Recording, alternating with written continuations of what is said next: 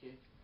Macam kata masalah macam konselor usul umpamanya, kita guna plan B kita. Ni saya rasa ubah kepada doa. Doa bahasa Melayu, jangan doa syarat yang cukup ringkas.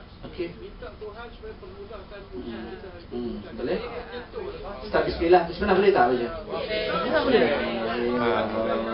Dah tak ada masalah. Mungkin jadi kita sebut masalah sahabat dunia. Jangan dia lebih Rasa Itu yang sayang. Itu yang saya letakkan. Ada satu elemen tu Fatihah / doa / bismillah. Sebenarnya itu mengikut dari segi itulah tuan-tuan dan puan-puan. Tapi bagi saya bila tentang Fatihah tu, kenapa dalam segi sunnahnya kan, bila kita buat dalam majlis mula dengan Fatihah dan akhirnya dengan tasbih kafarah kan, itu satu elemen sunnah. Dan di situ rupanya ada dia punya roh dia, ada dia punya hikmah dia, ajar sebab dia. Bila kita buat dalam bentuk kaunseling rupanya ya memang memberi makna. That's why mungkin kita buat dengan Fatihah dulu. Mungkin kalau yang uzur tu pun yang katakan uzur, lepas tu kita doa sikit, boleh juga. Fatihah biar klien baca. That's why kenapa kita nak supaya mungkin Fatihah yang klien baca, dia punya ni rahmatnya, dia punya ni dapat kat kita juga. Dia masalah doktor macam ni, bila apa kita cakap okey, marilah sama-sama kita baca surah Al-Fatihah. Klien je baca, kita tak baca. Itulah. Ataupun kalau kita baca pun dia punya suara tak keluar. Sebab kalau suara tak keluar tak jadi masalah. Satu lagi macam Ustaz sebut, kalau tuan-tuan nak pegang itu sebagai apa? Zikir, itu terpulang. Satu benda Yang kedua, tuan-tuan tak nak baca, itu pun sebab benda ni benda-benda yang boleh kita ambil mana-mana yang tuan-tuan rasa paling selesa.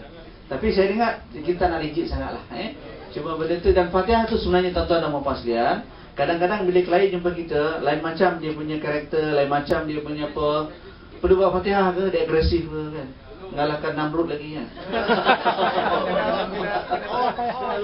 Lontar dengan lada hitam. So maknanya di situ perlu tak Fatihah? Tak semestinya, tak perlu. That's why kadang-kadang itu yang soalan kawan kita tadi, yang kita tanya dia, kita berilah step-step tadi itu kan, tapi dia kata tak tahu kan So sebenarnya di situ kita tak boleh nak buat sesi kaunseling. Boleh tak nak buat sesi? Tak boleh. Kita hanya lebih kepada membina hubungan saja. Yang bina hubungan tu macam-macam lah. Rupanya nak rupal ke, ajak minum ke, borak-borak biasa dulu ke, kan? Sentuhan-sentuhan dia dulu ke, okay? Di situ kena tengok apa dia punya yang sesuai lah kepada klien tu. That's why ingat lagi yang kita main tadi tu.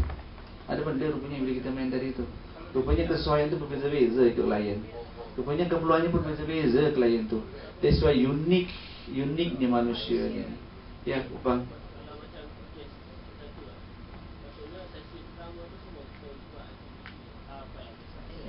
Tak kisah apa keperluan dia.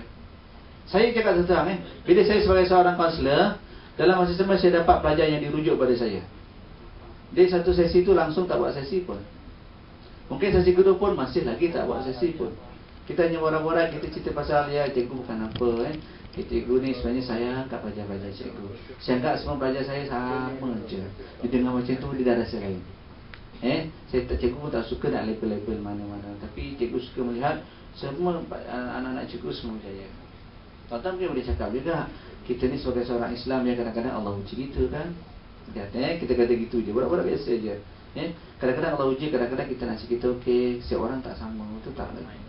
Dia pun angguk-angguk je, kita cakap angguk je. Nasihat semua tak sama kan.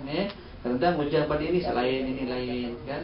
Dia pun mungkin kat situ tuan-tuan cuma borak-borak, sentuh-sentuh sikit, dia pun nasi diam, mungkin tak, hanya lebih kepada kita tak buat sesi, tapi lebih kepada dia ada 3 topi tadi.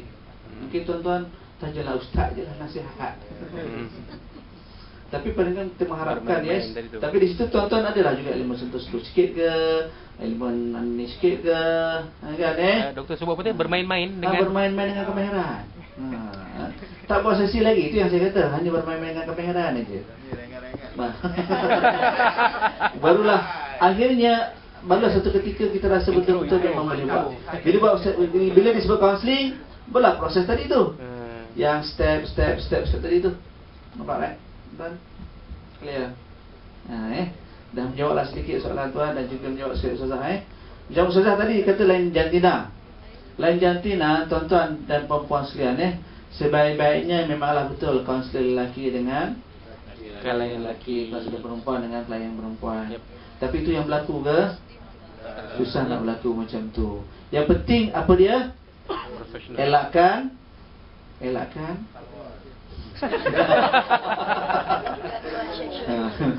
elakkan fitnah. Ya, elakkan sentuhan emosi. Ya. Bahaya Betul. sentuhan emosi tu. Kita tuan, ya. Bila je?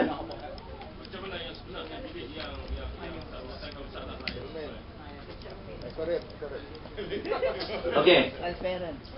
Bila sebut bilik, kalau yang cantik memanglah suasananya terapeutik. Perkataan saya terapeutik. Dan terapeutik tu ikut setting tuan-tuan dan ikut kemampuan tempat. Kalau ada aircon lagi bagus, kalau tak ada aircon lagi kipas kan. Tempat duduknya yang macam tadi kan. Yang kita buat katakan antara klien dengan ni, kadang-kadang ada safety, kadang-kadang ada tempat tu kan. Okey.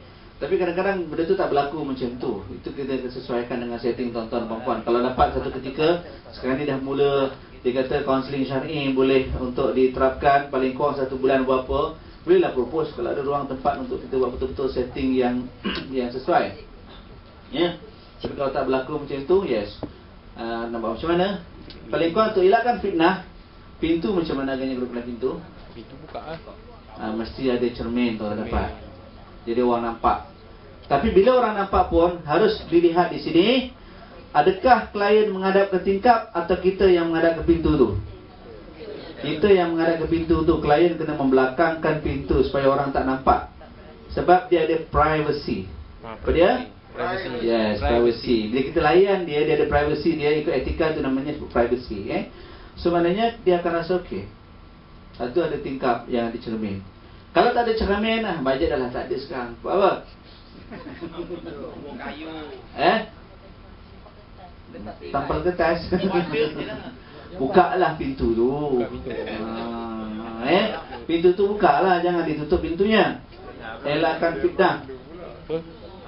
Kawan pengen kita elakkan fitnah. Boleh buka tak katanya? Buka, orang nampak baik. Kalau dah ladang jantina kan ni. Lainlah kalau dalam bilik tu ada 4-5 orang, tapi ada 4-5 orang ada privacy ke? Ada juga. Ni.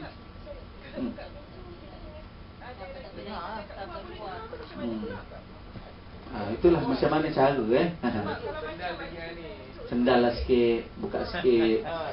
Itulah tutup kalau tutup ni. Buka sikit nampaklah apa yang berlaku kat dalam. Orang kadang-kadang nak tutup, bila kita tengok ada orang pun dia pun takut juga kan. Taklah buka besar macam tu lah ni. Yang penting poinnya ialah elakkan fitnah. Betul tak? Kalau tutup apa berlaku? Haluan. Itu yang kita sebut tadi tu Okey? Clear? Tentang dia punya prosesi tadi Baik. Kita nak komen daripada yang muslimin muslimat pula. Siapa pemerhati kat sini? Muslimat. Okey, suruh cerita sikit.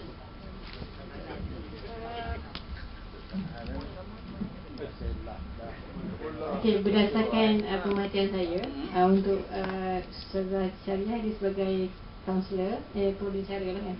Nanti seorang Fizah sebagai klien. Yalah, nampak. Flow dia okey? Flow-nya okey.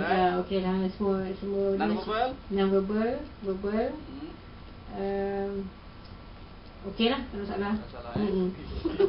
Dia dah lancar. Okey, tuan-tuan. Okey, nanti kita tanyalah. Kita nak habis 4.30 Tengok banyak benda lagi kita tak sentuh lagi Pertama tengok masa kita buat permulaan, kita akan buat ta'aruf kan. Senyum, salam, kesan duduk, social talk, kenalkan diri. Kita buat tadi kan. Lepas tu kita mulalah cari penstrukturan, kesediaan membantu, peranan pembimbing, peranan pertama kita sebut macam situ tadi Ustaz Azmi suami sebut saya sebenarnya bersedia untuk nak membantu siapa saja okey. So itu tak apa, itu kesediaan nak membantu, nak sebutlah ceritalah tak apa. Peranan kita sebagai pembimbing, peranan dia kerahsiaan masa Fatihah. Maka tadi kita dah buat latihan salam, social talk, latar belakang, Fatihah. Lepas tu barulah bila dah masuk tu tadi, dah habis Fatihah, kita akan mulakan terus macam yang saya sebut. Kata yang biasa je, apa yang boleh saya bantu, apa benda yang nak share dengan saya hari ini. Okey, tak adalah nak macam polis kan. Kenapa agaknya datang? Dengan sebab orang datang. Berapa orang datang? Lagi kenapa? Ini kan. No, kita minta dia yang akan bercakap terus. Jadi dia boleh bercakap, paling kurang anda hanya mendorong secara minima. Okey, angguk-angguk gitu. Itu dorongan minima. Ya, okey. Baik tuan-tuan Di situlah bila meneroka barulah kita akan kenal pasti apa agaknya masalah dia yang kita bincang tadi. Iaitu ini proses apa ni? Ma'rifatun nafs. Atau di sini kita mula meneroka. Tujuan penerokaan untuk apa? Ya, itu nak kenal pasti apa agaknya masalah yang dihadapi oleh klien. Clear? Okey. Dan lepas tu barulah kita dapat tahu masalahnya. Maka di situlah kita akan bincang kepada dia apakah strategi untuk nak membuat takhalli dan tahalli. Kadang-kadang di situ dia bertindak lapis. Kadang tahalli dengan tahalli